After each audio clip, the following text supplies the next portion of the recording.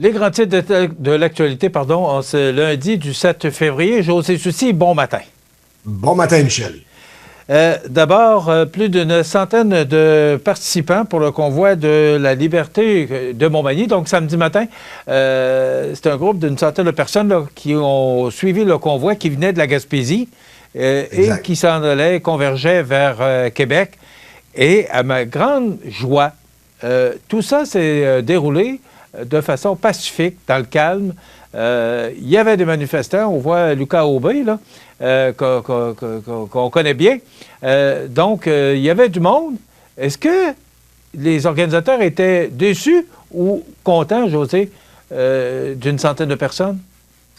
Bien, il faut dire qu'au début, lorsque je suis arrivé, il y avait une centaine de personnes environ, mais tu avais énormément de personnes également qui étaient dans leur voiture. Et quand j'étais là, le convoi qui venait du haut des plateaux n'était pas encore arrivé.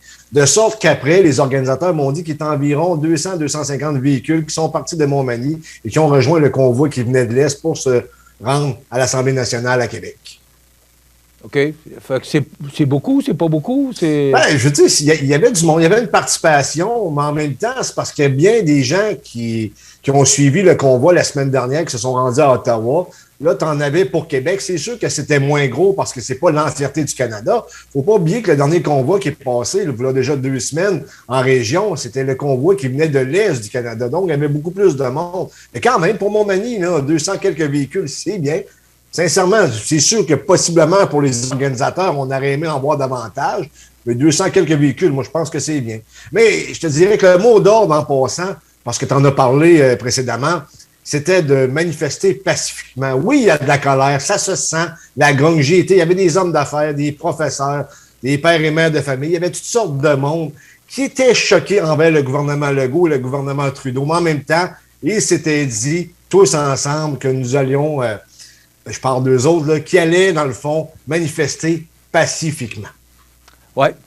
Écoute, on peut écouter, il semblerait qu'on peut entendre M. Aubé. Donc, José, on va écouter M. Lucas Aubé. Absolument. Allô tout le monde, un beau groupe de Montmagny qui sont rejoints pour joindre au convoi de l'Est pour aller porter notre voix à l'Assemblée nationale, parce que présentement, tout ce qu'on voit dans les médias, etc., ça ne représente pas la population. Fait que j'ai décidé de m'impliquer. Comme vous voyez, il y a plein de gens ici qui s'impliquent. Fait que on y va pour la liberté, le choix, les gens. Fait que merci beaucoup. Au revoir.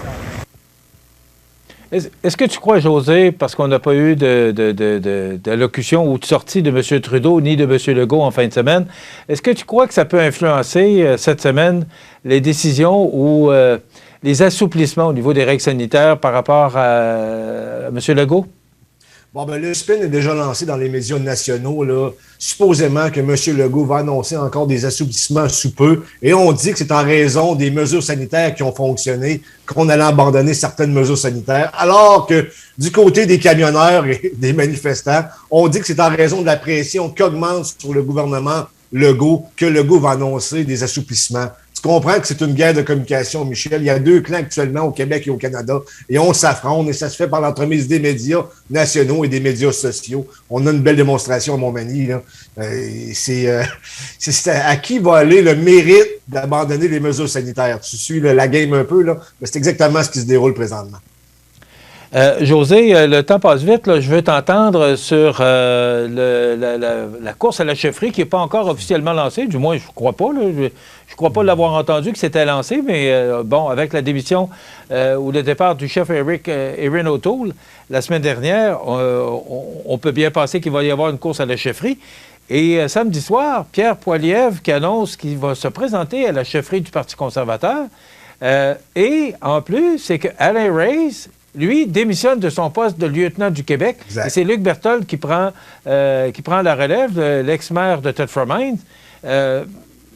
Explique-moi, là, est-ce que ça veut dire qu'on pourrait avoir un couronnement beaucoup plus rapide et qu'on puisse...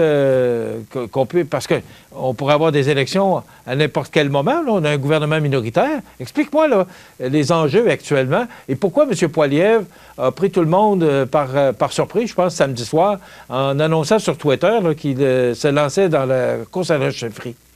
Ben, l'entrée de jeu, je pense que c'est pas une surprise. Pierre Poilievre qui prend de plus en plus de place au sein du Parti conservateur canadien. Écoute, la vidéo qu'il a mis en ligne, Michel, c'est pas compliqué.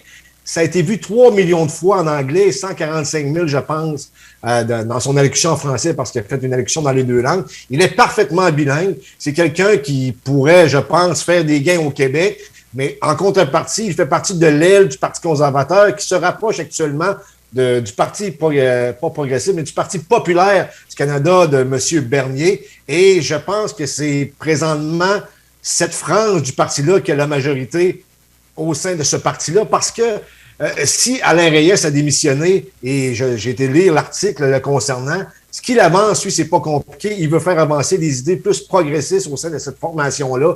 Donc, c'est sûr qu'il n'appuiera pas Pierre Poilievre. Est-ce qu'il va être en mesure d'aller chercher un dénommé Jean Charest qui reviendra en politique fédérale? Ce n'est pas impossible. Jean Charest est un excellent politicien, un excellent débatteur, puis c'est quelqu'un qui a une notoriété quand même, et même son part de... Je pense qu'il n'est pas comme en procès, mais il y a une enquête à son sujet là, qui n'est pas terminée avec l'UPAC. Et puisque l'UPAC a perdu énormément de crédibilité, je pense que M. Charest pourrait se lancer. Et on sait que Jean Charest, son rêve ultime, n'était pas de devenir premier ministre du Québec, mais bien du Canada.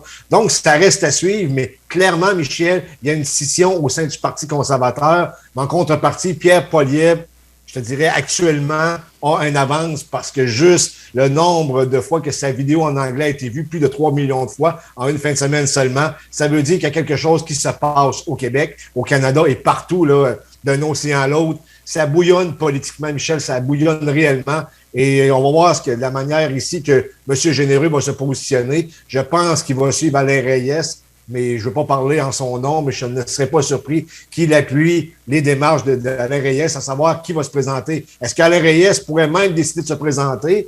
J'ai pas eu vent de ça encore, mais c'est pas impossible parce que, comme je l'ai dit précédemment, c'est le vent progressiste conservateur versus le vent de conservateurs de plus à droite de l'ouest du pays qui s'affrontent. Est-ce que tu penses que M. Charest pourrait être tenté de faire le saut parce qu'il dit que c'est plus le parti qui était là de son temps, là, parce qu'il a été ministre des Sports dans une autre vie, là. Est-ce que tu penses que M. Charest pourrait être tenté parce que, écoute, c'est un gars qui a l'expérience, hein? Non, moi, je pense que Jean Charest est excuse-moi le terme, une bébête politique, je veux dire. C'est possiblement un des meilleurs débatteurs que j'ai vus lors de débats. La seule fois que je l'ai vu avoir un peu plus de difficultés, c'était face à Pauline Marois, parce que c'est un style complètement différent qui ne convenait pas à M. Charest. En même temps, M. Charest, un peu à la fin de son mandat, on sentait que il était un peu usé par le pouvoir, mais je pense qu'il pourrait être tenté. Mais en même temps, ça va être difficile parce que, comme je te l'ai dit, là, actuellement, au sein de cette formation politique-là, le Parti conservateur du Canada, ben c'est plus l'aile droite du parti qui dirige. On l'a vu avec Candice Bergen, d'ailleurs, là, qui, je pense, qui est un peu, excuse-moi le thème, la marionnette de Pierre Poilievre. Elle est en train de défricher pour M. Poilievre. Et en même temps, je tiens à le souligner, Gérard Deltel, qui était le leader en Chambre, a été tassé de ses fonctions par la chef par intérim. Donc, ça veut tout dire. Là. On sent qu'il y a une tension dans cette formation politique-là, Michel. C'est clair. Écoute, en quelques secondes, José, Charest contre Poilievre, Charest passe, je pense. Passerait. Poilievre, actuellement, c'est Poilievre. Pardon? Actuellement, moi, je miserais sur Poilievre. OK. On va suivre ça. Ça va être très intéressant. Ça va être intéressant. Là. Peut-être que j'ai tort aussi. Et encore là, faut-il que M. Charest se présente. Oui, c'est ça. Là, on sait que M. Poilievre officiellement se présente, mais M. Charest, on ne le sait pas encore. Merci, José. On va vous souhaiter une excellente journée. Et je vous rappelle qu'aujourd'hui, c'est du temps nuageux avec un petit peu de précipitation sous forme de neige, mais il pourrait y avoir de la poudrerie à certains endroits. Soyez prudents sur les routes. On se retrouve demain pour une autre émission d'information sur la Côte-du-Sud. Bonne journée.